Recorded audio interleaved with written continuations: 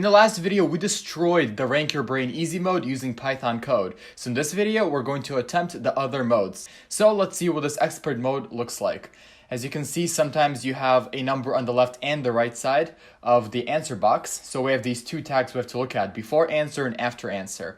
As you can see, as I answer questions, we get different configurations. Sometimes we have a number after the equal sign, sometimes we do not, and we will have to account for that in our code. The code is pretty long and pretty boring, so I'll speed it up by 4x and just explain the gist. So first of all, I modified my easy code by defining a function called run, and here the input is mode. So we basically give it the mode that we want to solve, so easy, normal, advanced, or expert, and then it will do the work for us. Now I'm defining a solve function, which takes in the text of the before answer tag and the after answer tag, and is going to produce an answer for us. And there are 4 cases we have to check. First of all, sometimes we have this composite fraction, as you can see over there, 1/2 divided by 3/4, and this is not successive division, it's a fraction 1/2 divided by 3/4. So as a result, we have to do some work in order to calculate this properly. Then we have our normal version, which is the easy mode, where we just have something, operation something, and then equals blank, and then we just have to call the eval function. We have another mode where it's a blank operation something equals something, and for that we have to kind of do the opposite operator. You can see I defined this opposite operator dictionary at the top. We're basically solving for x in this case, so if it's a plus, we have to subtract the number to the other side to evaluate it, and the same goes for other operations. So this is the third case that we're handling right here. And the last case we have is when we have a number, operator, a blank, and then equals something. So it's a number something x equals something else, and we have to solve for this x variable.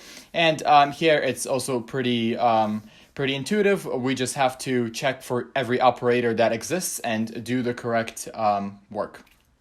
So as you notice, if our answer is a fraction, like 1/3, we can't just type in 0.3333 like you see in the console. We have to type in the actual fraction. So how do we do this? Well, whenever our decimal gets too long, we will use this fraction library that I just imported above in order to get a fraction approximation. So essentially in this new solve method, the other one is called solve method, and this one is just called solve. I basically check, can this number be rounded to an integer? If it can, just submit that.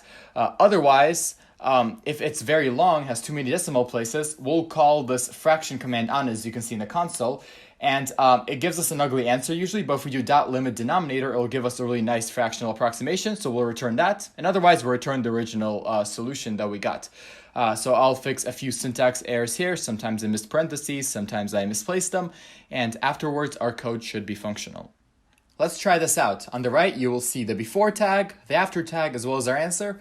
And you can see it's actually doing really well. It's getting all of them right, which means that we handled all of the necessary cases. So now I'm going to remove all of that text printing on the right and see how high of a score we can actually get on expert mode. So let's run this. I will speed this up so that you don't have to watch it for 2 minutes straight.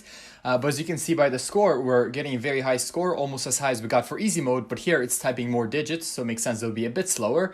We would have placed number 1, but unfortunately the software blocks bots, so we can't actually submit the score, but you can see we did really well. Before we move on to the next portion of the video, I highly encourage you to subscribe. Only 1% of my watchers are subscribed, and it will greatly help me out a lot if you smash the subscribe button right now. So now, what else can we do? Well, I want to get a realistic score that we can actually submit to the leaderboard. And remember, Rank Your Brain caps scores at 200, so we want to make sure we get a score that is below 200, but as close to 200 as possible. So I'll make a new argument in this function called turbo, and essentially if we say turbo is true, it's going to go really fast, but if we say turbo is false, it's going to go at a realistic rate in order to get as close as possible to 200 points.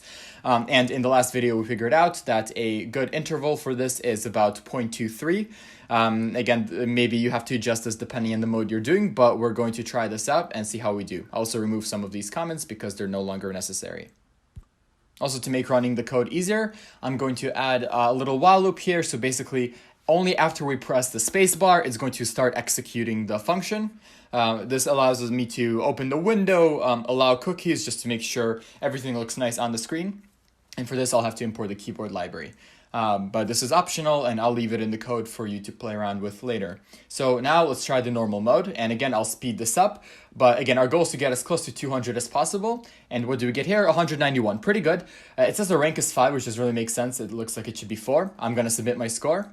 And there you go. We're on the leaderboard. We're fourth. Again, the top 3 people obviously cheated because now scores are capped at 200. And unfortunately, I can't go above that, but we're still number 4. Let's do the same thing for the advanced mode.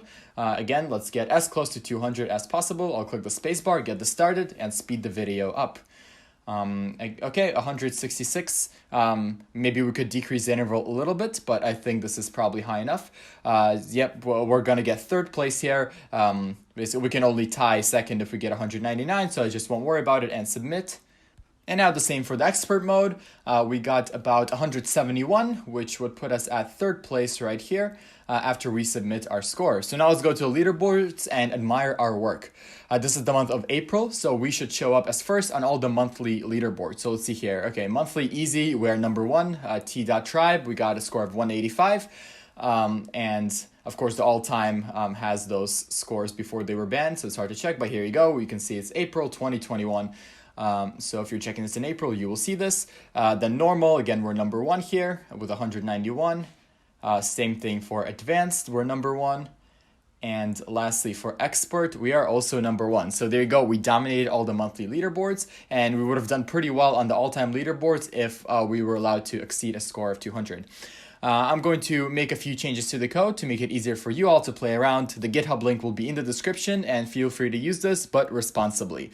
This is it for this series. I defeated Rank Your Brain. I think that's it for this website, but I'll try to make more fun tutorials like this in the future.